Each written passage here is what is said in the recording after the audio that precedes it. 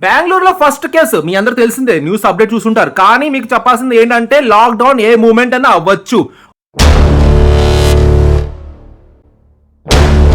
Why? Because పిల్లలకి effect. ఈసారి ఈ దిక్కుమాని వైరస్, కొత్త సంవత్సరానికి వచ్చిన దిక్కుమాని వైరస్ వల్ల పిల్లలు బిలో 14-15 ఇయర్స్ పిల్లలకి చాలా చాలా ఎఫెక్ట్ అయ్యే ఛాన్సెస్ ఉంటాయి. కాబట్టి పిల్లల కోసం ఏ మూమెంట్ అయినా లాక్డౌన్ అయ్యే ఛాన్సెస్ ఉంది.